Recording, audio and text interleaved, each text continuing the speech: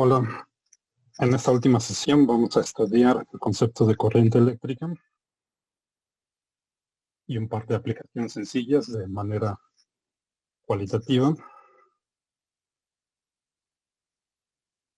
Pues, para ello vamos a utilizar eh,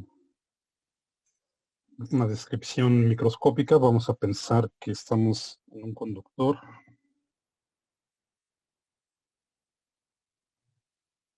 Un material conductor, como podría ser un cable de cobre. Vamos a fijarnos en una sección de este cable de cobre.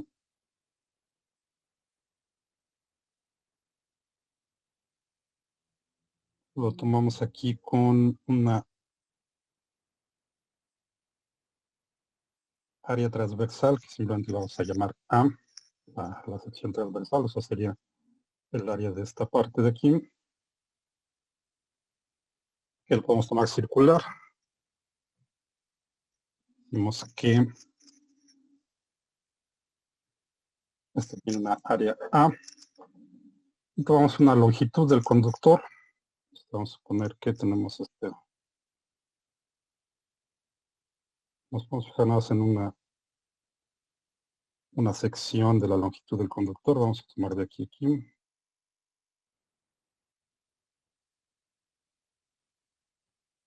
Entonces aquí tenemos una sección L del conductor y estas secciones transversales pues, tienen la misma área que acá, la área A.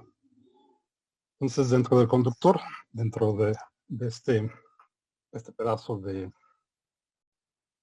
un conductor de cobre, de un cable de cobre, pues vamos a tener ahí cargas libres, que en este caso son electrones, aunque vamos a considerarlos ahorita como cargas positivas.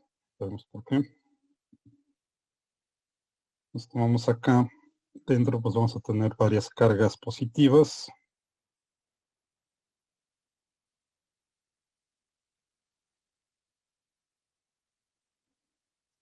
En el caso de los conductores, pues estas cargas libres de moverse son electrones, pero ahorita los tomamos positivos.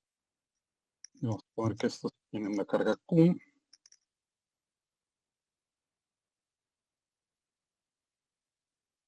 En el caso de los conductores, pues estos van a tener la carga del electrón, que es menos E. Ahorita simplemente lo tomamos así como una carga Q, que no especificamos, son positivos. Y necesitamos aplicar un campo eléctrico para mover estos electrones. Si no hay un campo eléctrico, entonces estos de todas formas están moviendo, pero de manera aleatoria. Entonces aplicamos un campo eléctrico. Vamos a suponer que va en esta dirección.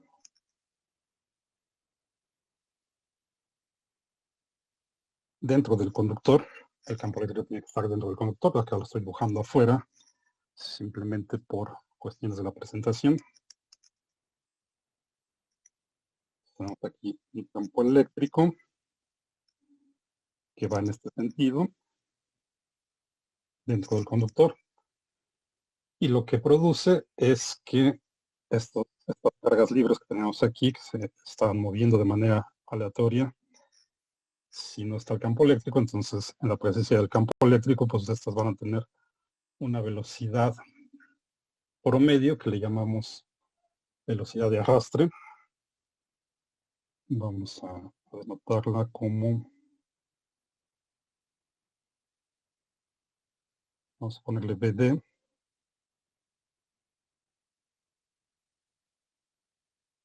B sub D. Esta D es de drift, es arrastre en inglés, entonces se acostumbra a denotarla de esta forma. Y esta va a ser la rapidez con la que se están moviendo todas las cargas promedio en presencia del campo eléctrico. Entonces aquí ponemos que cada una de estas cargas va a tener esta velocidad de arrastre BD.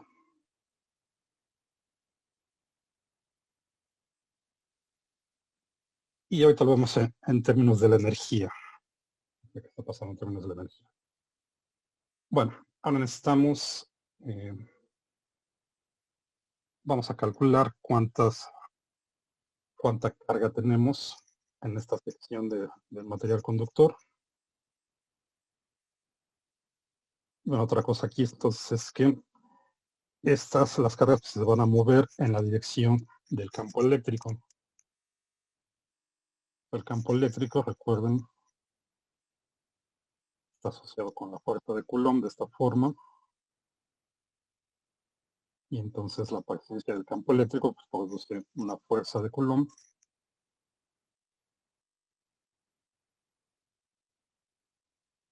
Que es la que mueve las cargas. Y ahorita lo estamos tomando como constante en esta dirección. Entonces la velocidad de arrastre de estos electrones pues va también, bueno, de estas cargas positivas va en esta dirección. Bueno, podemos entender esta velocidad de arrastre como el hecho de que estas cargas se están moviendo en un medio. Porque en realidad, pues acá en el sólido del conductor, pues tenemos también los iones de la red del sólido. Entonces, por ejemplo, llamamos una velocidad de arrastre, pues una velocidad por medio como si estuvieran moviendo dentro de un medio, es decir, no se están moviendo en el vacío. Y esta sería la velocidad por medio con la que se mueve. Ok, entonces vamos a ver cuánta carga tendríamos acá, encerrada en esta sección del conductor. O sea, vamos a poner aquí que tenemos en total, en todo este volumen del conductor, una carga que vamos a llamarle delta Q.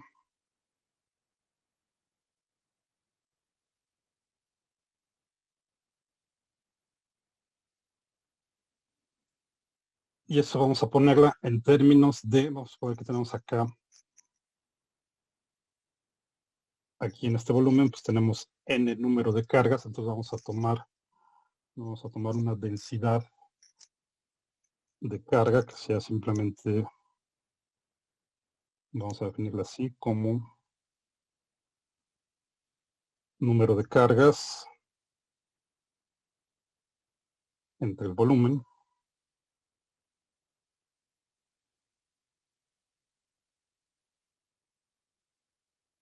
Esto lo anotamos con esta n minúscula, es una tipo de densidad de, en realidad sea como densidad de partículas, aquí estamos tomando el número de partículas cargadas entre el volumen. La carga total entonces va a estar dada por esta densidad de partículas multiplicada por el volumen, para nos quede simplemente el número de partículas multiplicadas por la carga que tiene cada una de ellas, que estamos poniendo que es la misma y estamos llamando Q. Entonces lo podemos escribir de esta forma. Q por N. Y necesitamos aquí entonces el volumen de nuestra sección del conductor que estamos considerando. Y esto lo podemos poner también en términos del área transversal que tenemos, que llamamos A mayúscula, y de la velocidad de arrastre que tienen cada una de las caras que están moviendo ahí. Es decir, vamos a pensar esta distancia, la longitud del conductor que estamos considerando, la podemos escribir también en términos de la velocidad de arrastre y el tiempo que les lleva viajar de esta parte de aquí del inicio acá al final de nuestra sección que estamos considerando. Entonces lo podemos escribir así como L va a ser igual a la velocidad de arrastre, la rapidez de arrastre, por el intervalo de tiempo que les lleva, por ejemplo, atravesar estas dos secciones transversales. El tiempo que les lleva a pasar de acá. Esta rapidez multiplicada por el tiempo pues nos da esta distancia que es justo la longitud que estamos considerando de nuestro conductor. Esto entonces, que es una longitud multiplicada por el área de la sección transversal, pues nos va a dar el volumen que estamos considerando aquí, todo este volumen. Y entonces esto lo escribimos como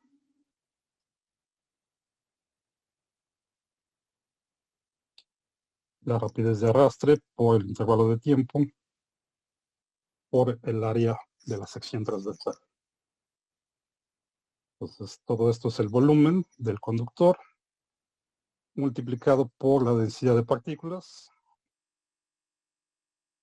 carga entre volumen, multiplicado por la carga de cada uno. Eso nos da entonces la carga que tenemos en todo este volumen.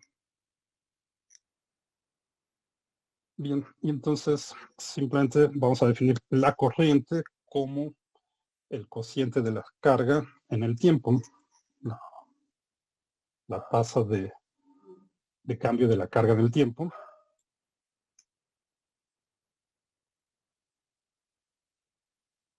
Vamos a escribirlo así. Corriente eléctrica.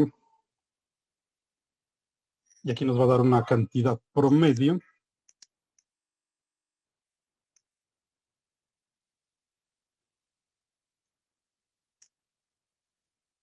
La vamos a llamar I mayúscula, la corriente eléctrica. Lo tomamos como el cociente de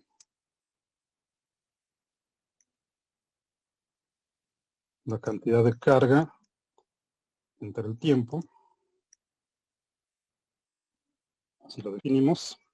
Podemos tomar esto como la definición de corriente. Y de lo que tenemos aquí entonces, pues vemos, simplemente pasamos la delta T dividiendo acá.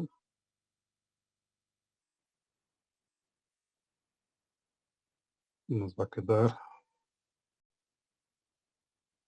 N2 por la rapidez de arrastre por el área de la sección transversal.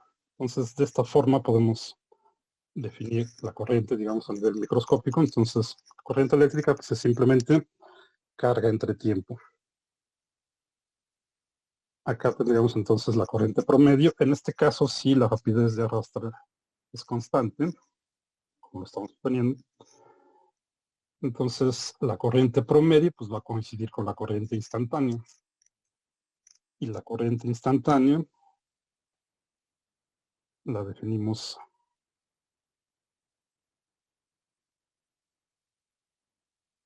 de la misma forma que hemos definido todas las tasas de cambio en física, las tasas promedio instantáneas. La corriente instantánea entonces va a ser la derivada de la carga con respecto del tiempo. O sea, de manera más general podemos ver a la carga como una función del tiempo.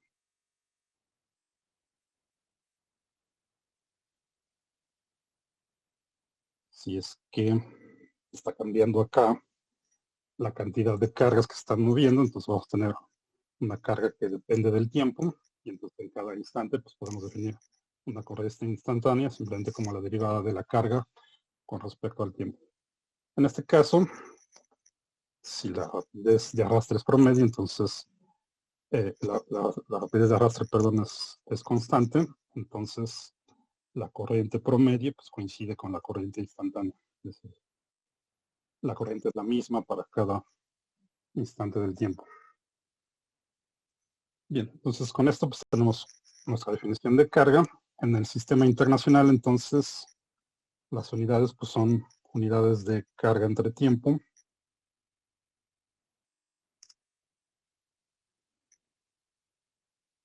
Y entonces tendríamos unidades de Coulomb entre segundo. Y a eso le llamamos amperes. Pues vamos a definir un ampere que simplemente denotamos con la letra mayúscula A.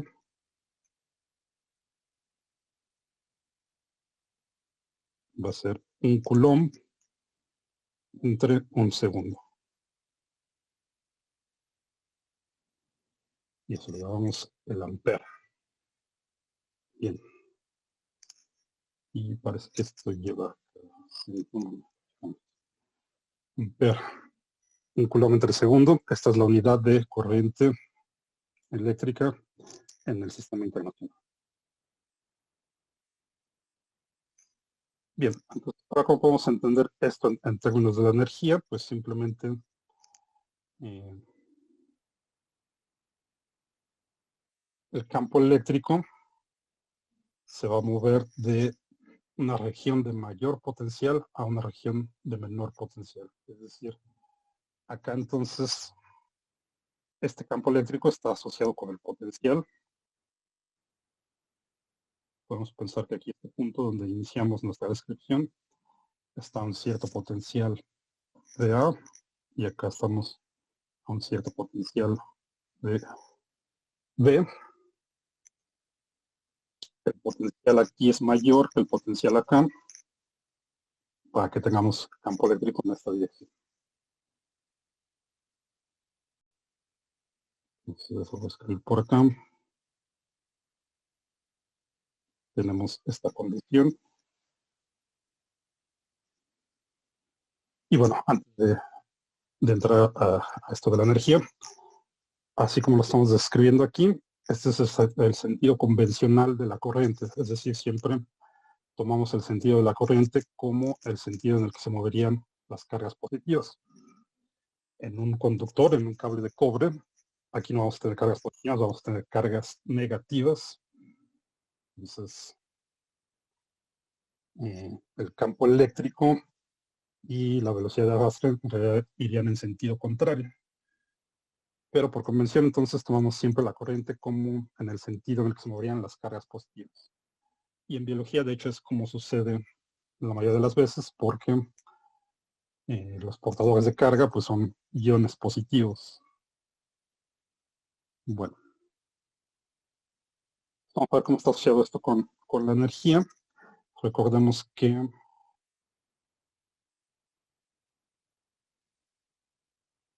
para fuerzas conservativas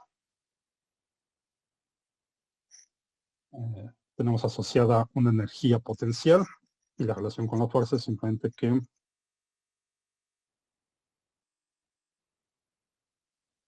la fuerza es menos la derivada de la energía potencial con respecto a la posición. Aquí estamos en una dimensión. Recordemos que esto es energía potencial, que en general depende de la posición. Ya habíamos visto que para el caso de la fuerza de Coulomb, pues es conservativa, entonces tenemos asociada una energía potencial eléctrica y la energía potencial eléctrica por unidad de carga es lo que llamamos el potencial eléctrico. Por ejemplo, acá si dividimos entre la carga, cada una de estas cosas, la carga ahorita la estamos tomando constante, que no depende de la posición, la carga no depende de la posición. Entonces lo podemos escribir así.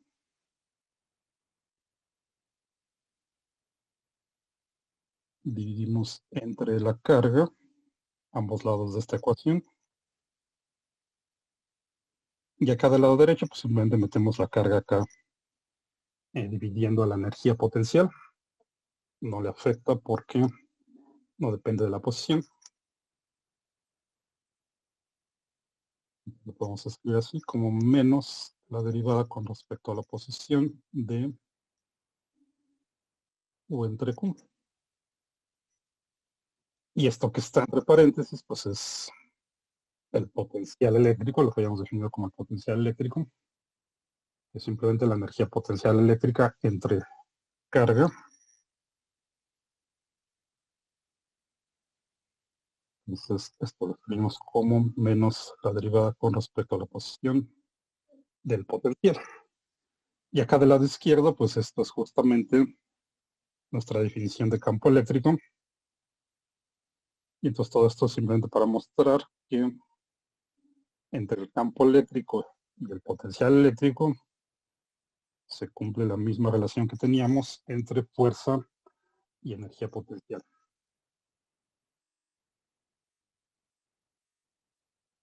Y al final de cuentas tenemos una relación análoga a la que tenemos para la fuerza y la energía potencial.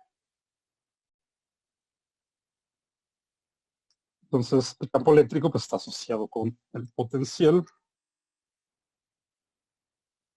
Acá entonces, para producir este campo eléctrico, pues necesitamos acá una diferencia de potencial.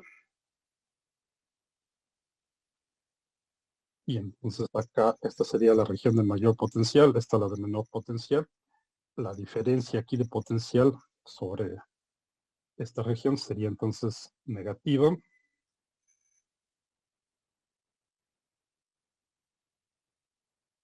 Esta parte de acá, con este menos que había positivo, y tenemos un campo eléctrico que sería positiva. Acá nuestro diagrama entonces va hacia la derecha. Bien. Entonces, esta energía, la podemos ver, esta energía es la que necesitamos para mover a los portadores de carga. Entonces, la energía que necesitamos, por ejemplo, para mover los electrones dentro de un conductor. De hecho, no tanto para moverlos, sino, como les había dicho, estos no está el campo eléctrico, entonces se están moviendo de manera aleatoria, sino necesitamos esta energía para proporcionarles esta velocidad de arrastre. Para la mayor parte de esta energía cinética, producida por el campo eléctrico, por la diferencia de potencial, se transfiere a los iones del conductor, los cuales pues comienzan a vibrar alrededor de su posición de equilibrio, y eso, como van a ver el siguiente trimestre, pues está relacionado con la temperatura. Entonces, la mayor parte de esa energía se va en calentar el conductor, que es como funciona, por ejemplo, una resistencia eléctrica, simplemente. Y ahorita vamos a ver también rápidamente. Bueno, pues lo podemos entender en términos de energía, lo podemos entender de esta forma. El campo eléctrico hace trabajo sobre las cargas, las mueve, y parte de esa energía se va, se disipa como forma de calor, se va a encalentar el conductor, y la otra parte pues se va a proporcionar esta velocidad de arrastre acá. Ok. Podemos relacionar también el campo eléctrico con aparte de relacionar con el potencial, vamos a relacionar el campo eléctrico, bueno, de hecho la diferencia de potencial con la resistencia que tiene aquí el material al movimiento de las cargas, con la resistencia a la corriente eléctrica. Bueno, entonces primero vamos a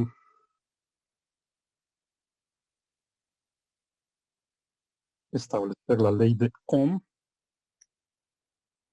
Bueno, perdón, antes de llegar a la ley de Ohm, vamos a definir primero una densidad de corriente.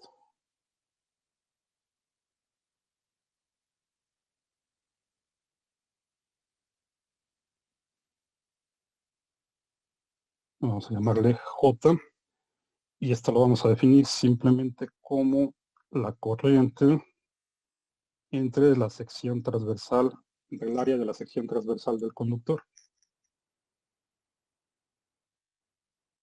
Entonces, si lo regresamos acá, acá teníamos la corriente definida entonces de esta forma, que es lo que encontramos.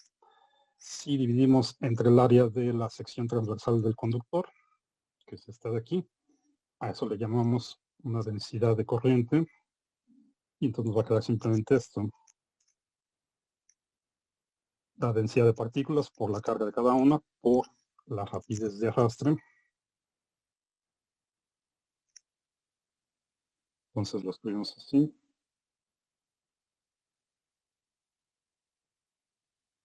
Y eso le llamamos densidad de corriente, simplemente corriente entre área. La densidad de corriente en realidad es un vector, entonces aquí lo que estamos hablando es la magnitud de ese vector. Es decir, para la densidad de corriente, aquí sí consideramos la velocidad acá como vector.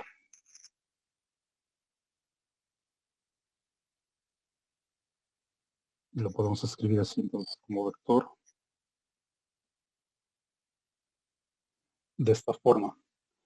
Ahorita no importa el carácter vectorial de la densidad de corriente, únicamente necesitamos su magnitud.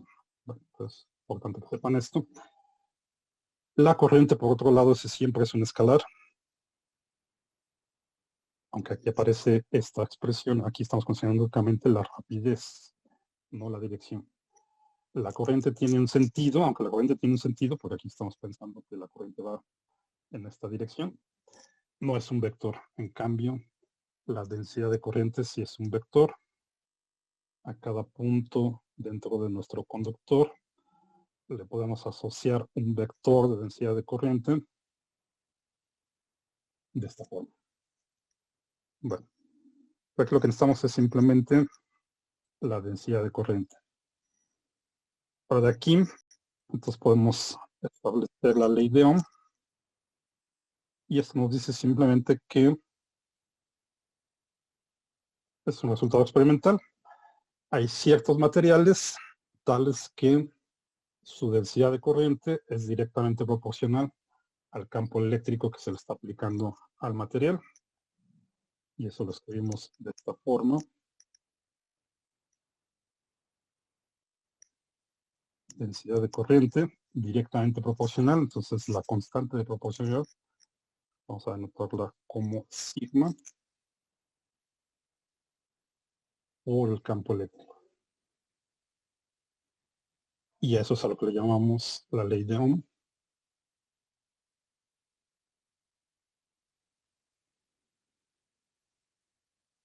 Entonces aquí está la constante de proporcionalidad, tiene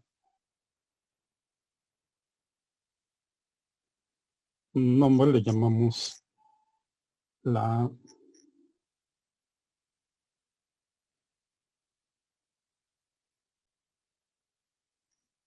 conductividad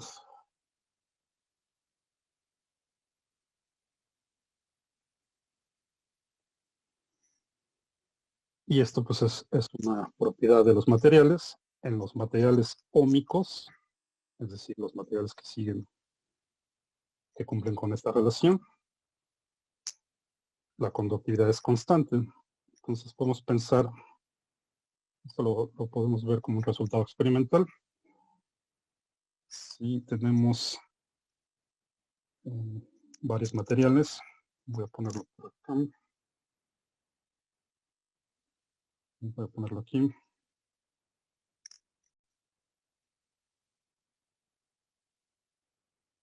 Si graficamos la densidad de corriente o la magnitud de la densidad de corriente contra el campo eléctrico aplicado para distintos materiales, y se cumple entonces que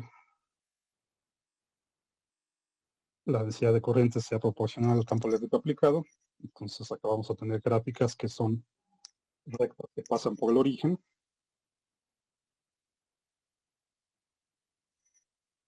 Y esto para cada material que cumpla con esta relación.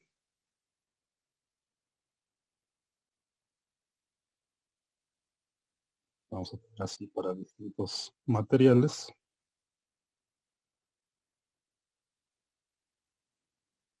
Y la pendiente de cada una de estas rectas que pasa por el origen, pues es justamente la conductividad. Es decir, tenemos que la densidad de corriente entre el campo eléctrico, la magnitud de la densidad de corriente entre el campo eléctrico, es justo esta constante que llamamos conductividad. Entonces, para los materiales que cumplan con esta relación, es la misma que esta, decimos que son ómicos y a esto pues le llamamos la ley de Ohm. Y acá también esto en realidad es la magnitud de una relación vectorial. Ya sabemos que el campo eléctrico es un vector, la densidad de corriente también es un vector. En realidad esto lo podemos escribir como una relación entre vectores. Aunque ahorita nada nos importa acá la magnitud. Bueno, entonces aquí tenemos la ley de Ohm. Vamos a llevarla a una forma más reconocible. Para eso necesitamos saber entonces cómo se relaciona acá el campo eléctrico que tenemos aquí en el conductor con la diferencia de potencial, esta que teníamos acá. Y bueno, eso ya lo tenemos aquí. Acá está. Solamente habría que integrar esta ecuación, que es muy sencillo. para el caso específico que tenemos aquí, para nuestra sección del conductor de longitud L. Entonces vamos a tomarlo así, de esta forma.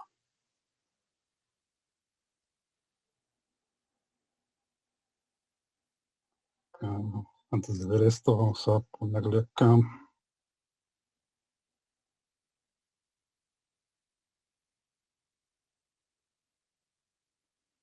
Ok. Entonces tenemos nuestra relación entre el campo eléctrico y el potencial. Simplemente vamos a escribirla de esta forma.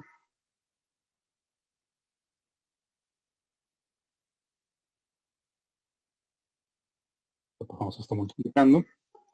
Integramos esta ecuación.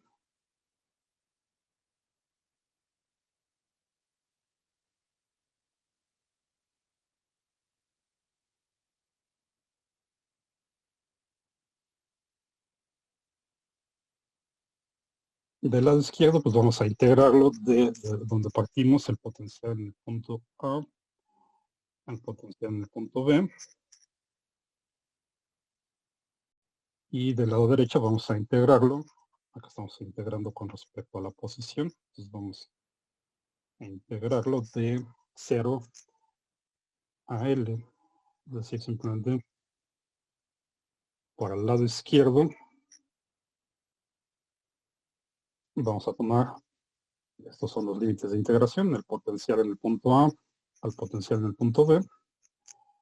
Y para el lado derecho donde estamos integrando la posición, pues aquí podemos tomar nuestro sistema de coordenadas como 0.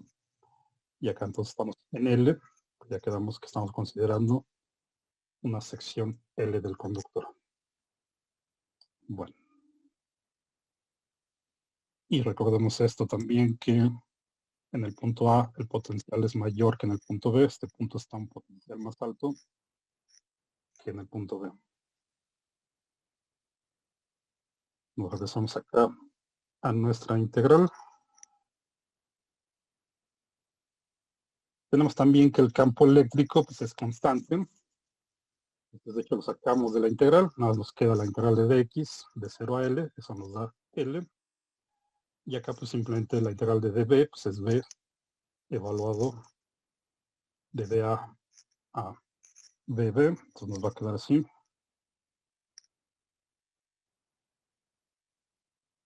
Menos el potencial en el punto B menos el potencial en el punto A. Esto que está aquí entre paréntesis es simplemente el resultado de evaluar esta integral más el signo menos que ya teníamos acá. Y del lado derecho nos queda simplemente E por L. Sacamos el campo eléctrico, integramos de X de 0 a L, nos queda así.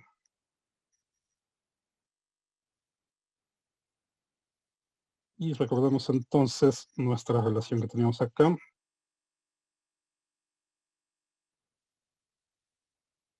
El potencial en el punto A es mayor que el potencial en el punto B.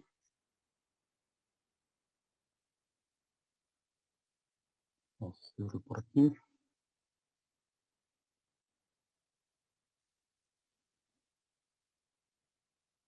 Y entonces esta diferencia es negativa, porque el potencial en A es mayor que el potencial en B. Podemos ver de acá. Entonces, esta relación de aquí, entonces tendríamos que el potencial en B menos el potencial en A es menor a 0, entonces negativa. Y con este menos de acá, entonces todo esto nos queda positivo. Entonces esto lo podemos escribir como potencial en A menos el potencial en B. Es igual a E por L. Esto es positivo y a esto lo vamos a llamar simplemente B.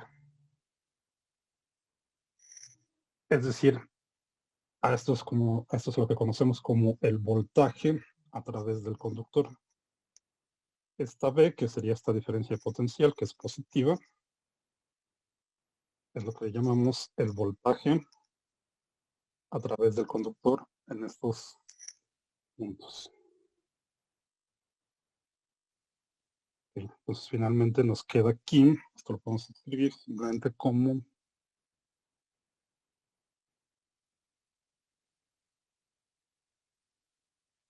el voltaje es igual al campo eléctrico por la longitud de nuestro conductor.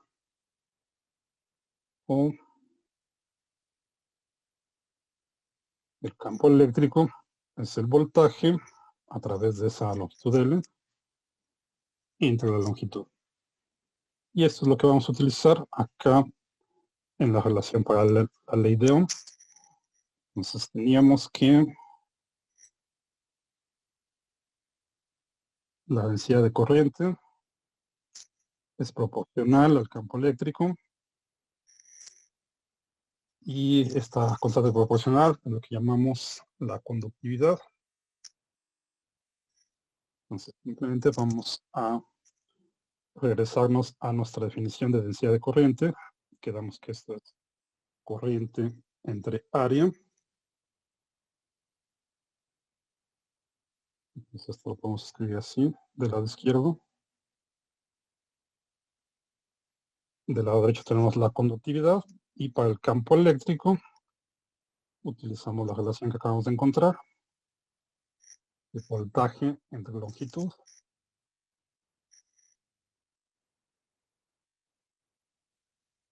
y lo escribimos así. Bueno, y ahora simplemente vamos a considerar el cociente del voltaje a la corriente. Y escribir el voltaje entre la corriente.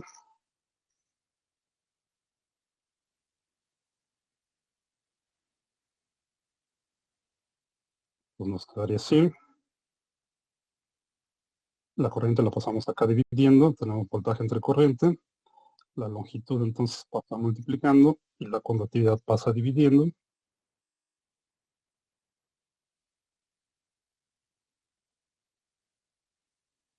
Y lo puedo escribir así, 1 entre sigma por la longitud entre el área. Bueno, y esta es la relación importante, entonces aquí, si todo esto es constante, o sea, aquí la longitud del conductor la estamos tomando constante, que tiene una sección transversal constante, que tiene una conductividad constante, que obedece acá la ley de Ohm. Entonces todo esto es una constante, y a toda esta constante es lo que le llamamos la resistencia eléctrica, la resistencia del conductor al paso de la corriente. Entonces esto vamos a anotarla con la letra mayúscula R. De hecho aquí el inverso de la conductividad es lo que llamamos la resistividad. Aquí tenemos justo el inverso de la conductividad. A eso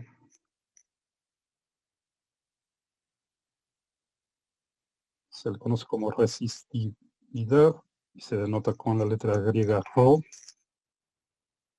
Lo definimos simplemente como el inverso de la conductividad. También podemos poner esta expresión en términos de la resistividad. Nos quedaría entonces que el voltaje entre la corriente es igual a la resistividad por la longitud del conductor entre el área transversal del conductor.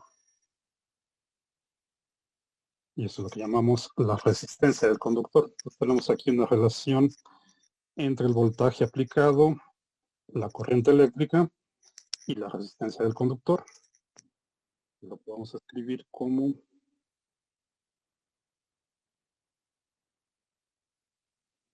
V, voltaje igual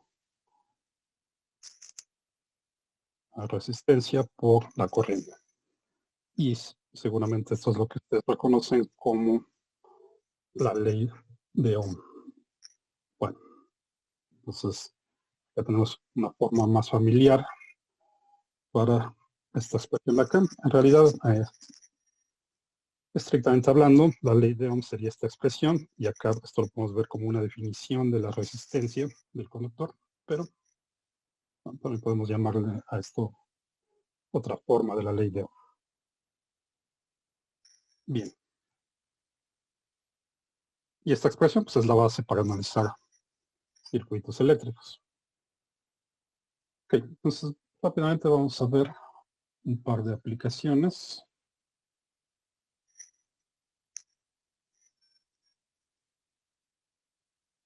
Bueno, esto más que una aplicación es simplemente un ejemplo. Aquí tenemos una sección transversal de una neurona.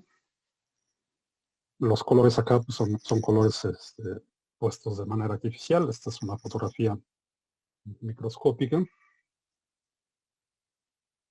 Y acá lo que tenemos pues, es simplemente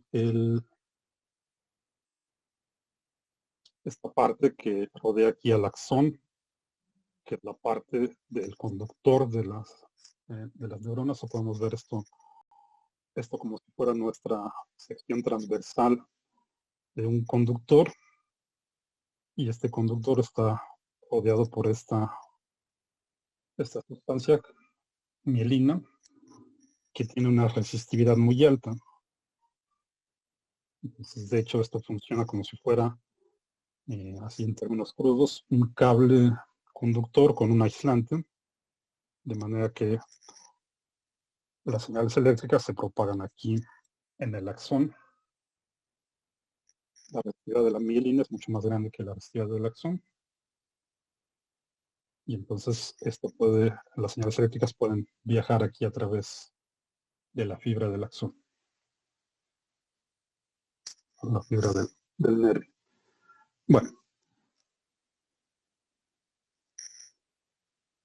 otro ejemplo que van a ver más tarde en su carrera en el laboratorio, pues es esto que se conoce como la electroforesis. Vamos a escribirlo aquí.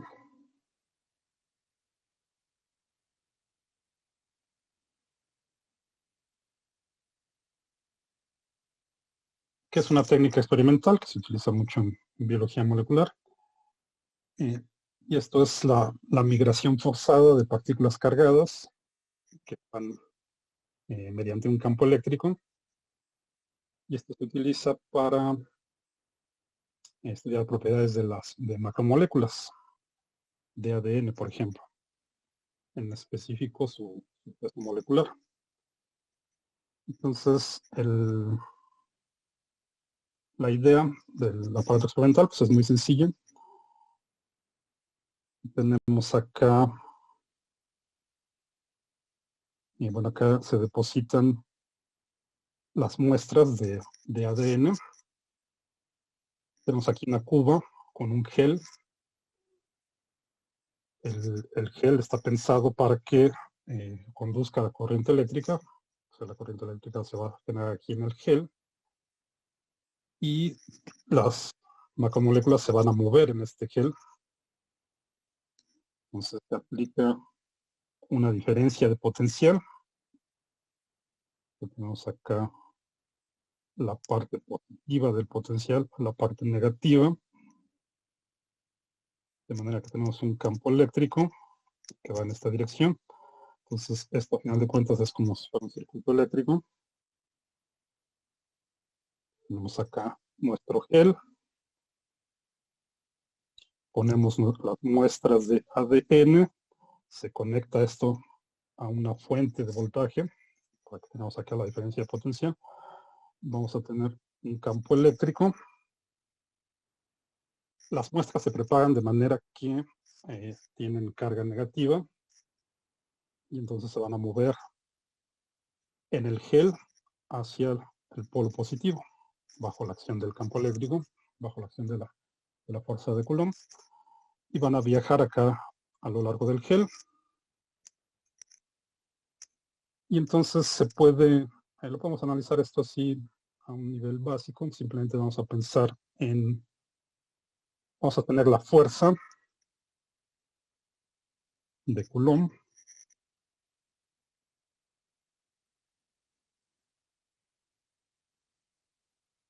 Que sabemos que está relacionada con el campo eléctrico como Q por E. Ahora aquí, esta fuerza es la que va a actuar sobre las macromoléculas, sobre nuestras muestras de ADN, y las va a acelerar. Pues en principio, pues estas están en reposo, las va a acelerar, pero rápidamente estas alcanzan una velocidad terminal. Es decir, el hecho de que están aquí en este medio, en el gel, lo podemos ver como de manera equivalente a una persona que esté en caída libre en el aire. Si juega en el vacío, pues ya sabemos que siempre va a estar actuando ahí la gravedad, entonces siempre va a caer con una aceleración G, que es constante, pero en realidad en el aire pues tenemos la resistencia del aire y rápidamente la resistencia pues también es una fuerza de fricción, que aunque no las vimos con detalle, las fuerzas de fricción se oponen al movimiento. Entonces para una persona que esté cayendo en el aire, un paracaidista por ejemplo, va a haber una fuerza de fricción, está la fuerza de gravedad hacia abajo y la fuerza de fricción del aire hacia arriba, que rápidamente contrarresta la fuerza de gravedad, se equilibran y entonces la persona cae a velocidad constante. Es decir, en el aire pues no cae con aceleración constante todo el tiempo, sino solo durante los primeros segundos de la caída. Rápidamente la fuerza de fricción del aire equilibra la fuerza de gravedad y entonces cae a una velocidad constante, que es lo que se conoce como la velocidad terminal. Lo mismo pasa en este caso, entonces la idea es la misma físicamente. Las muestras de ADN se mueven en el gel es un medio que tiene una cierta resistencia y la fuerza de fricción en este caso es proporcional a la velocidad con la que se estén moviendo. Entonces, nuestras macromoléculas van a experimentar una fuerza de fricción.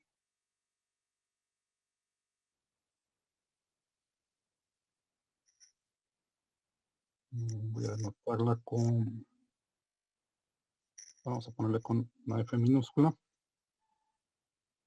que es proporcional a la velocidad con la que se están moviendo, y la constante de proporcionalidad es lo que se conoce como el coeficiente de fricción del medio. Vamos a escribirlo así.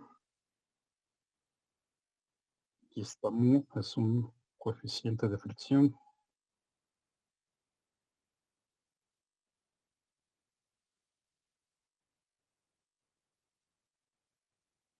Que depende del medio, en este caso, pues del gel que se está utilizando acá. Bueno, y es la constante de proporcionalidad entre la velocidad a la que se mueven nuestras partículas, nuestras macromoléculas. Entonces, inicialmente, pues, nuestras muestras de ADN experimentan esta fuerza. Una vez que están moviendo, empieza a actuar la fuerza de fricción del medio y rápidamente esta fuerza de fricción equilibra la fuerza de Coulomb, de manera que por la mayor parte de la trayectoria se mueven con rapidez constante. Esta misma, entonces vamos a escribir así, simplemente ponemos hacia acá la dirección positiva, o sea, la dirección en la que se están moviendo, y la dirección original de la fuerza eléctrica hacia el polo positivo. La fuerza de fricción entonces actúa en sentido contrario y tendríamos esta relación. Una vez que están en equilibrio,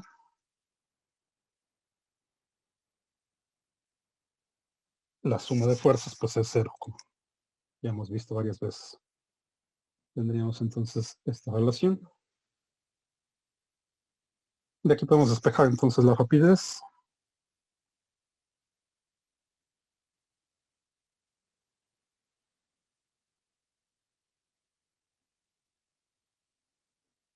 Y nos queda simplemente como la carga por el campo eléctrico entre el coeficiente de fricción.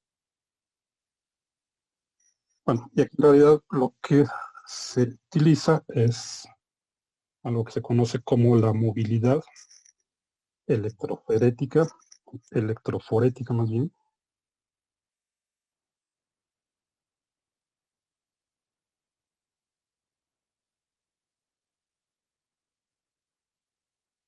Espero que esté bien escrito aquí, que es simplemente normalizar acá esta rapidez, esta V, y por el campo eléctrico, es decir, dividimos la rapidez entre la magnitud del campo eléctrico, y eso le llamamos la movilidad electroforética. Vamos a anotarla con una U mayúscula. No la confundan con la energía potencial. Vamos a anotarlo por U. Y es simplemente la rapidez entre el campo eléctrico. Y entonces esta relación, pues esto también lo podemos ver como la carga entre el coeficiente de fricción del medio. Bueno, y aquí el punto importante es que esto se puede calibrar.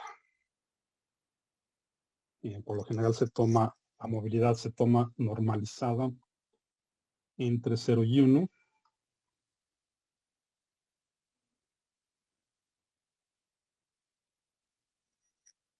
Como está acá.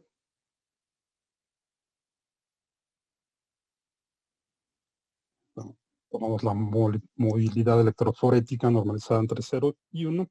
Y esto está relacionado con el logaritmo del peso molecular de las macromoléculas que tenemos acá, que son nuestras muestras. Ahorita no vamos a ver de dónde sale esta relación, pero es algo que se puede hacer.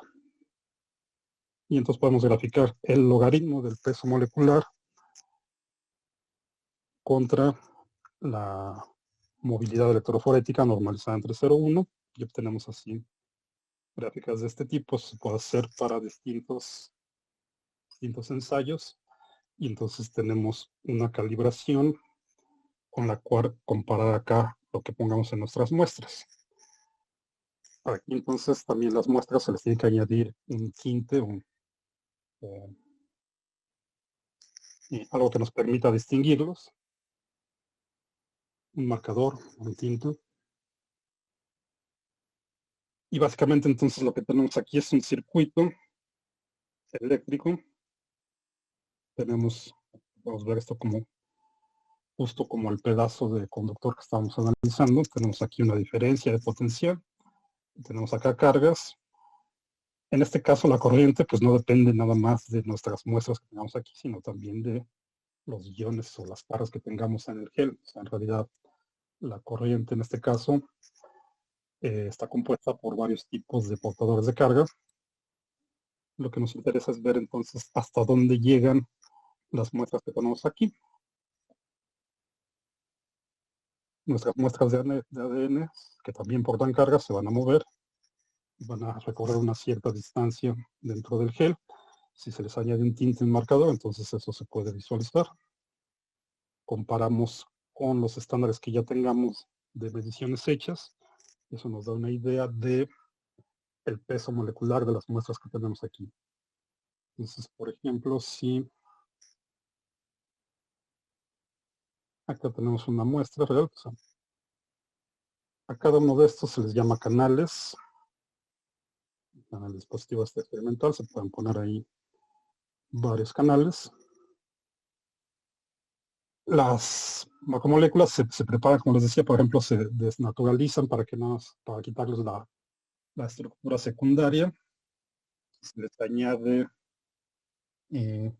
una solución que crea cargas internas repulsivas muy grandes. Es decir, al quitarles la estructura secundaria, entonces nos quedan, por ejemplo, cosas así, hélices aleatorias. Se les añade otra preparación que crea cargas repulsivas internas muy fuertes, de manera que lo que tenemos básicamente son varillas cargadas, todas con la misma sección transversal, o sea, todas con el mismo diámetro, pero de distinta longitud. O sea, estas son, a final de cuentas, claro, a nivel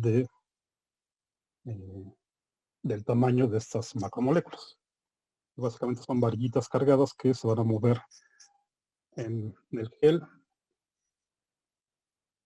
gracias a acá la diferencia de potencial que crea este campo eléctrico. Entonces, cuando se juntan varias de esas que tienen el mismo peso molecular, pues eso se le llama una banda. Acá tenemos entonces una banda que se puede visualizar, como les decía, añadiéndoles un tinte, un marcador. Y eso se compara con un canal donde ya tengamos nuestra serie de muestra. Entonces, esta parte de acá se prepara utilizando lo que les decía aquí. Para varias muestras tenemos nuestro sistema de referencia, sería este, por ejemplo. Y esto está medido en términos de pares de base. Eso está acá abreviado como PB. Entonces, las macromoléculas más grandes, las más pesadas, pues van a viajar menos, van a recorrer una distancia menor dentro del gel. Las más ligeras, pues van a recorrer una distancia mayor. Y comparándolo entonces con su referencia, podemos saber cuál es el peso molecular de su muestra en términos de pares de base. Entonces, por lo general se tienen varios canales. Y por ejemplo, entonces aquí, en este ejemplo, en el canal 1, pues tendríamos el resultado de la que tiene mayor peso molecular. Y acá en el canal 2, que es la que llegó más lejos, sería la más ligera, la muestra más ligera. Esta, por ejemplo, aquí en el canal 4, pues esta está aproximadamente en 500 pares de base. Y así. Y entonces tendría esta muestra del canal 3, tendría 1500 pares de base. Bueno, esto es para la electroforesis. El último ejemplo que quiero ver así de manera cualitativa es el potencial de membrana. Este simplemente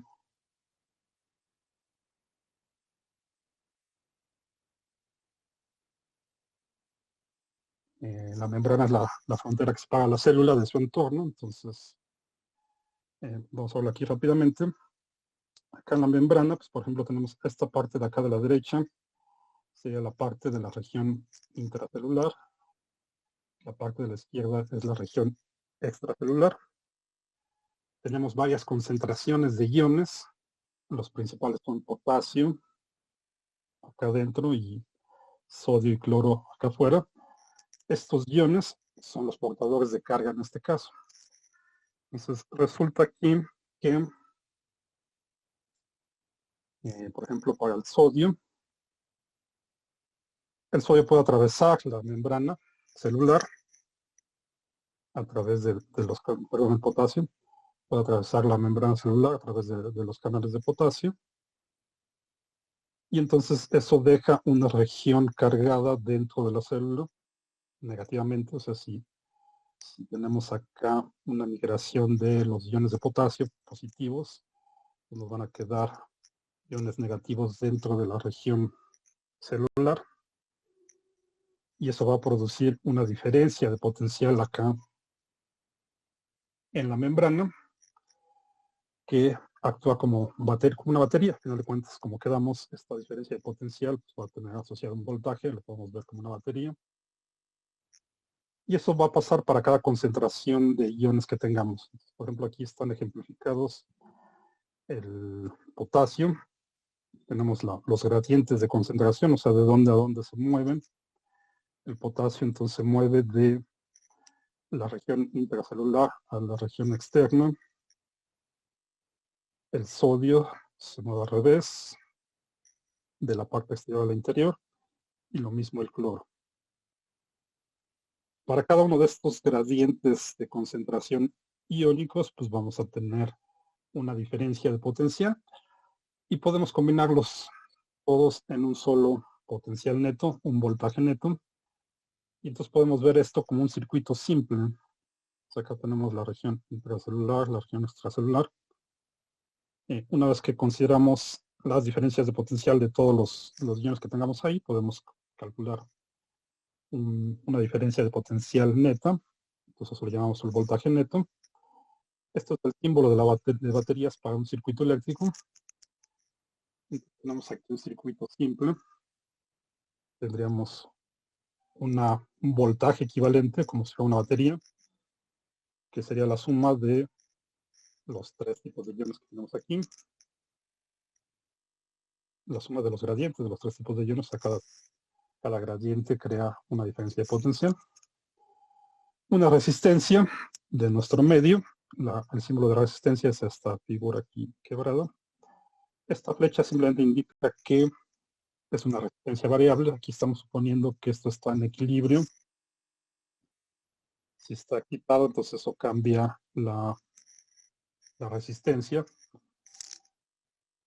y de hecho también el voltaje. Y este símbolo de acá es un condensador. Un condensador es simplemente un dispositivo que almacena carga, que lo podemos ver también aquí en la región de la transmembrana. O sea, a final de cuentas nos va a quedar, por ejemplo, acá una concentración de carga positiva y acá una concentración de carga negativa. Eso básicamente es un condensador. Bueno, pero incluso si nos olvidamos del condensador, entonces acá tendríamos un circuito simple. El voltaje del potencial de membrana debido a los gradientes de concentraciones de iones, la resistencia del medio, que varía,